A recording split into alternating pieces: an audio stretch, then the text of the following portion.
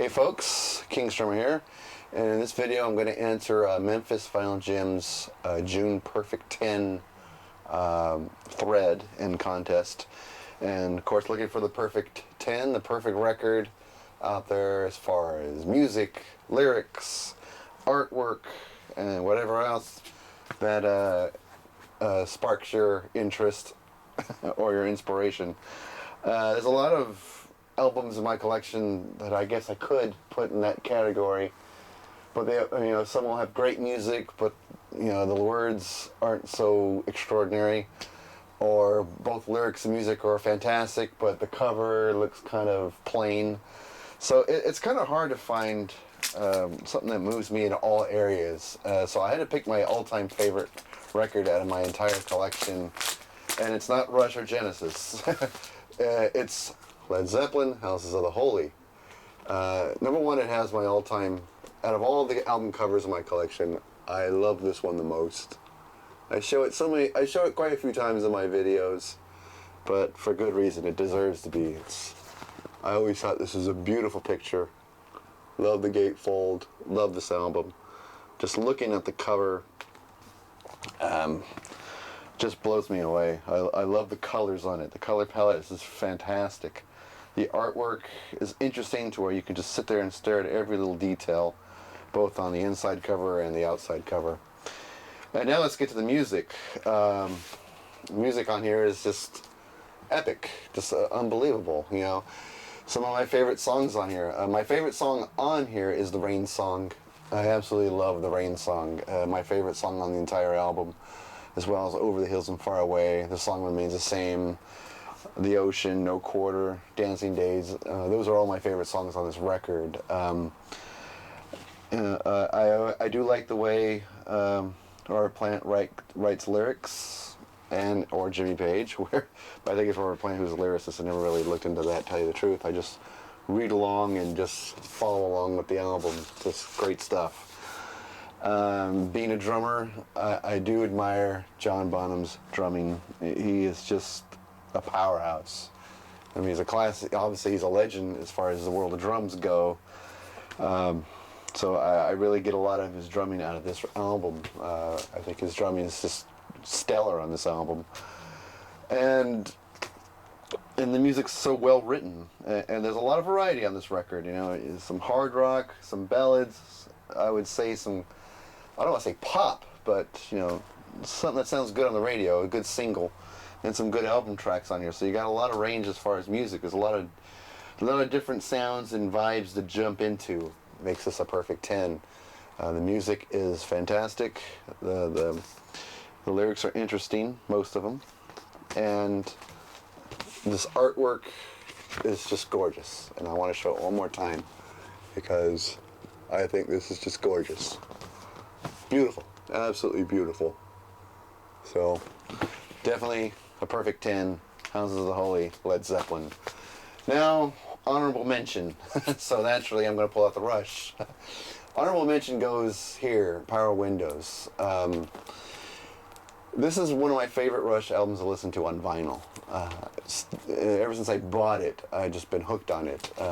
Love the songs like Big Money, Manhattan Project, Marathon, Grand Designs, Territories, Middletown Dreams, Mystic Rhythms. Those are all great songs.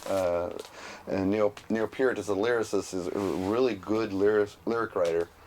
And the inside cover, nice hard cardstock, so it's durable. It'll hold up. And I've always loved Neil Peart's lyric writing. He writes some fantastic words, and it's so interesting to follow him. He really does take you on a voyage. And the musicianship, well, it's Rush. Enough said. And yeah, and like LJ said, this is during the era where they had the cool little album labels. And this one was no exception. I love this label. I love the old-fashioned 50s TV picture. It just looks cool. I just love to look at it. And it's a striking image. And the artwork on this album cover, I think, is really great. And of course, it is during the keyboard era of Rush, but I think this is when they really went to town on the keyboards, and they really just threw as many keyboard layers as they can think of. They sounded less like a power trio on this album, but that's okay, because what they did on keyboards I thought was really fascinating and interesting and inspiring. So I really love this album to death, for the lyrics, for the music, for the songwriting, and for the artwork. And of course Genesis is going to get in the mix too. Lamb Lays Out on Broadway. Aye. You know, when I first saw this album cover, and barely getting into Genesis, and not really, the only song I knew on here was In the Cage and the Carpet Crawlers, because they were on, because I had heard In the Cage on Three Sides Live and Carpet Crawlers on Seconds Out. I would see this in the record store back when I was a teenager, and I had this looked trippy, but I had no idea what this meant.